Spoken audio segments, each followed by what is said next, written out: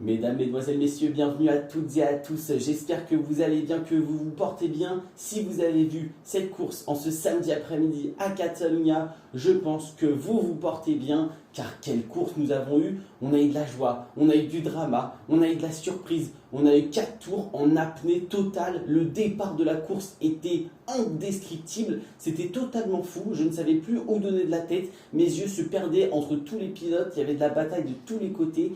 Donc bienvenue dans cette vidéo, j'ai 10 minutes pour réagir à cette course sprint de ce samedi après-midi à Catalunya. Et à la fin de vidéo, restez bien jusqu'à la fin, nous aurons mes pronostics pour la course de dimanche. Donc voilà, c'est pour vous aider un petit peu si vous aimez faire des paris entre amis ou carrément parier de l'argent. Eh bien je vais vous aider, essayer de vous aider, bien sûr. Ce n'est que mes propres pronostics avec mes analyses qui valent ce qu'elles valent. Je fais de mon mieux, mais en tout cas c'est parti, on a beaucoup de choses à analyser. Ça commence par la qualification. Fin de cette journée du vendredi après-midi, Marc Marquez, une nouvelle fois comme au Mans, n'est pas en Q2 directement, il passera donc par la case Q1.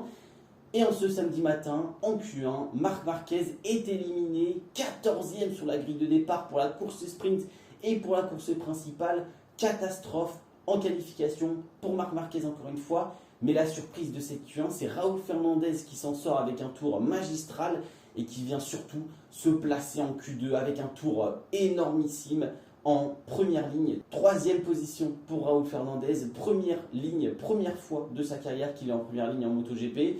Donc un grand bravo, mais on va surtout parler de la course sprint. Cette course sprint qui nous a offert des dépassements de partout, notamment dans les premiers tours, mais aussi des chutes. Il ne fallait pas être le leader de cette course sprint. Je vais revenir point par point sur certains pilotes et on va commencer par Raúl Fernandez. La grande tristesse, je pense, de tout le monde. C'était la surprise, la grosse surprise déjà en qualification. Il nous a montré des choses extraordinaires.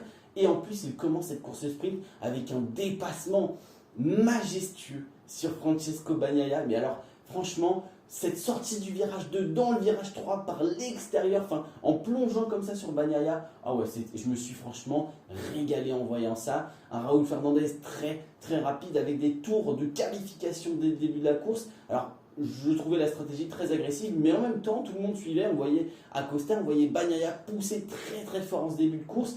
Mais Raúl Fernandez a vraiment été, il a tout donné sur 4 tours. Il chute dans ce virage numéro 10. Alors, est-ce que c'est à cause du fait qu'il est poussé en faisant des tours qualif? Parce que je crois qu'il y a un 1.38.8 qui se perd quelque part dans cette course sprint, dans les 4 premiers tours. Donc 1.38.8, c'est des tours qui étaient faisables en Q2. Voilà, certains pilotes, je pense comme Alex Rins ou quelque chose comme ça, ont fait ce genre de chrono pour la qualification numéro 2. C'est pas normalement un tour qu'on retrouve en plein milieu d'une course. Donc là, Raúl Fernandez, il a peut-être été un peu fort, ça a peut-être joué sur cette chute dans ce virage numéro 10. Mais en tout cas, quel début de course. Et c'est vraiment la première bonne nouvelle, parce qu'on le rappelle, Raúl Fernandez, il est un peu en train de jouer sa place en MotoGP actuellement. Mais cette RSGP 23 continue de fonctionner très très fort. On l'a vu l'année dernière, ce fut un doublé. Cette saison, il a très très bien commencé la course sprint. Peut-être un peu trop fort, il avait déjà une petite distance, il aurait peut-être pu un peu calmer les jeux pour essayer de sauver du pneu pour la fin de course, de sauver de l'énergie aussi, mais il a été vraiment fort. Donc première fois en même temps de sa carrière qu'il est leader d'une course en MotoGP, que ce soit une course sprint ou une course principale, il n'a jamais mené de course en MotoGP. Donc voilà, peut-être une erreur d'expérience aussi, peut-être un peu trop de folie sur le moment. Enfin, avec une course comme ça, il y a vite moyen de s'emballer, de la vitesse, des dépassements à domicile. Donc peut-être que c'est un petit peu monté à la tête de Raúl Fernandez, mais malheureusement, c'est une chute alors qu'il menait une course dans la catégorie pour la première fois de sa vie. Donc voilà, la grosse déception de la journée, Raúl Fernandez. Nous allons continuer sur les déceptions. Le titre, c'est il ne fallait pas être leader de la course. Pourquoi c'est ce titre? 3 des leaders de cette course, 3 leaders sur 4 ou 5 je crois, il y a eu 5 leaders je pense, mais 3 leaders sur 5 sont tombés durant cette course. Premièrement, Raúl Fernandez dans le tour numéro 4 ou 5 au virage numéro 10, et ensuite nous avons eu la paire Binder-Bagnaia dans le virage numéro 5, ce traître virage numéro 5. Alors le virage numéro 2 et le virage numéro 5, il y a énormément de chutes depuis le début du week-end, il y a une explication, mais je pense que je vais vous donner cette explication dans la vidéo de lundi ou de mardi, le BRK du Grand Prix de Catalunya. Je vais faire un truc assez détaillé sur pourquoi il y a des chutes dans le virage 5, dans le virage numéro 2 et potentiellement aussi dans le virage numéro 10. C'est un peu en lien tout ça. Mais en tout cas, voilà, mais énormément de chutes et Bagnaia qui vient tomber dans ce dernier tour. Alors c'est une erreur assez grossière, je trouve, de la part de Bagnaia, de Binder aussi d'ailleurs, parce qu'il fait exactement la même chose. Et c'est pas normal, notamment pour Francesco Bagnaia. Binder, on a l'habitude de ces coups de théâtre et ensuite d'être par terre en fait, hein, finalement. Mais Bagnaia, quand il mène une course, c'est pas normal de le voir tomber, c'est très rare, ça arrive peu souvent de voir un Bagnaia en tête de la course dans les derniers tours céder comme ça sa première place. Ça faisait 10 mois qu'il n'avait pas eu de médaille d'or en course sprint. Eh bien, on va attendre encore un petit peu, minimum une semaine avant d'aller au Mugello. Donc voilà, Francesco Bagnaia, Brad Binder, une erreur au virage numéro 5 qui, je pense, s'explique aussi par la forte intensité de ce début de course sprint. Donc une usure prématurée des pneumatiques parce que oui, ce circuit de Catalunya adore buter les pneumatiques. J'utilise le mot buter et c'est peut-être un peu vulgaire, un peu grossier, mais c'est vraiment ce qui se passe avec notamment ce pneu arrière, avec aussi ce pneu avant, énormément de contraintes. Le circuit n'est vraiment pas tendre avec les pneus et donc il y a une grosse gestion à faire et on l'a vu même dans cette course sprint, les tours ont chuté, les chronos ont chuté à partir du 5e, 6e tour, on a perdu 1 seconde par 1 seconde, donc c'est clair que là il va falloir faire très attention pour demain. Et ça a dû sans doute jouer aussi pour les chutes de Bagnaia, de Binder ou encore de Miguel Oliveira derrière par exemple. Fin des mauvaises nouvelles, nous allons passer aux bonnes nouvelles. Pedro Acosta, il fête ses 20 ans aujourd'hui et pour ça, un nouveau podium en course sprint. Quelle course de Pedro Acosta! Alors déjà la Gaz est extraordinaire en ligne droite, le moteur est phénoménal, enfin la Gaz, la KTM, on l'a vu aussi Brad Binder, il a mangé Pedro Acosta dans la ligne droite à un moment. Et puis Pedro Acosta sur ce virage numéro 1, quel freinage, mais quel freinage de sa part. Il est vraiment très très fort sur ce point, on l'a vu dès les premiers jours au Qatar, on l'a vu ensuite que ce soit à Portimao dans le virage numéro 1, on l'a vu à Austin dans les 2 épingles, enfin Pedro Acosta énormissime sur ses phases de freinage, avec cette ligne droite à Catalunya, on arrive à peu près à 350 km/h, il faut arrêter sa moto pour un très très fort virage à droite à cette chicane assez difficile à exécuter. Donc là on a un Pedro Acosta, on peut admirer toute sa splendeur sur cette phase de freinage et franchement c'est très beau, hein. On a vu du duel Acosta-Marquez et on va parler de Marc Marquez juste là, remontada de la part de Marc Marquez, 14e second.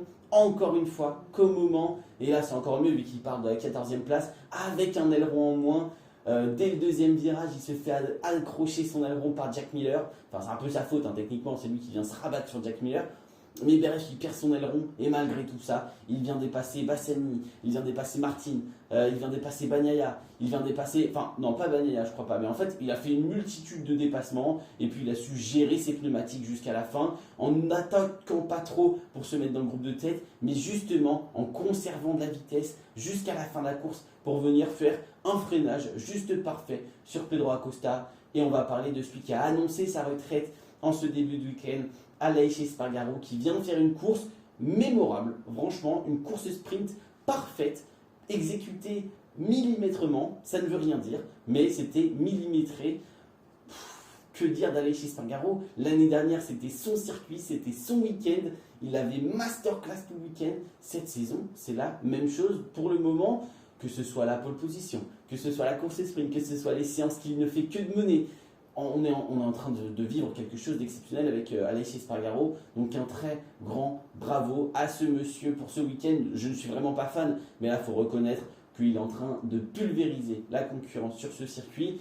Et on va passer au pronostic. Et j'aimerais que cette vidéo dure un peu plus longtemps parce que vous voyez, je suis en train de sprinter un peu partout pour parler un peu de tout.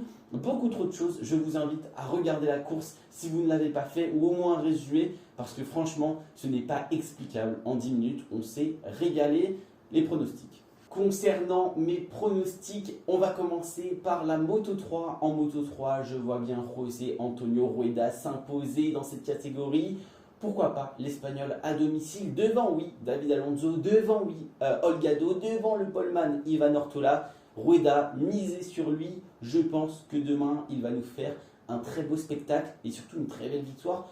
En Moto 2, je partirai sur Sergio Garcia, il est sur une lancée phénoménale, il est en train de réussir son week-end à la perfection, il part en pole position, je ne vois pas pourquoi Sergio Garcia ne gagnerait pas demain. Donc voilà pour la Moto 2, n'hésitez pas à miser sur lui et en MotoGP les choses se compliquent. Je pense que Francesco Bagnaia va gagner la course de demain. Alors oui, il y a Aleix Espargaro, oui, il est tombé aujourd'hui, mais si Bagnaia est premier en course sprint, qu'est-ce que c'est le dimanche? Normalement, on le sait, le vendredi, le samedi, c'est assez difficile pour le numéro 1. Et le dimanche, tout son talent se révèle. Mais alors, si là, déjà, il a été premier, en plus, il a fait une erreur, je ne vois pas comment Francesco Bagnaia ne va pas gagner la course de demain. Donc, je pense qu'il peut la gagner. Il a le rythme, il va avoir l'expérience, il sait ce qui se passe maintenant, il sait comment rouler Espargaro, il sait l'erreur qu'il a faite. Il va analyser tout ça pendant toute la soirée, pendant toute la matinée de demain. Et on aura un Francesco Bagnaia au top. Je ne vois pas trop ce qui peut l'arrêter. Franchement, en termes de rythme, je pense que c'est le meilleur. Second, Aleix Espargaro, sans aucun doute. Deuxième, il n'aura pas de Bagnaia, je pense. Mais bon, on ne peut pas lui enlever cette deuxième place. C'est le meilleur pilote sur cette grille, sur ce circuit. Et en troisième position, j'ai envie de mettre Marc Marquez. Voilà, Marc Marquez, c'est tout, parce que je pense qu'il peut encore faire une remontada. Je pense qu'avec cette course sprint, il a pris de l'expérience. Il a beaucoup de choses en tête pour améliorer sa moto et améliorer son pilotage demain. Alors il faut garder en tête qu'il y a Pedro Acosta, Martin ou Bastianini qui peuvent être dans le coup. Mais Pedro Acosta, j'ai encore un petit manque de confiance parce qu'on voyait aujourd'hui qu'il n'avait pas totalement le rythme non plus des leaders avec l'effondrement des pneumatiques, avec d'autres pilotes qui ont une meilleure gestion, une meilleure, on va dire, expérience sur ce genre de circuit, dans ce genre de conditions. Donc voilà, Pedro Acosta, je suis un peu plus mitigé sur le mettre sur le podium. Mais bon, franchement, ça ne m'étonnerait pas qu'il y soit demain. Donc voilà, moi c'est Bagnaia, Espargaro, Marc Marquez ou Martin. Voilà, mettez un des deux. Martin, c'est pareil, il a eu le temps d'apprendre beaucoup de choses aujourd'hui. Donc mettez un des deux, qui vous voulez. Mais voilà, on se retrouve la semaine prochaine pour le BRK de Catalunya et aussi pour le Mugello qui arrive très très vite la semaine prochaine. Donc à plus, c'était Théo. Ciao, ciao.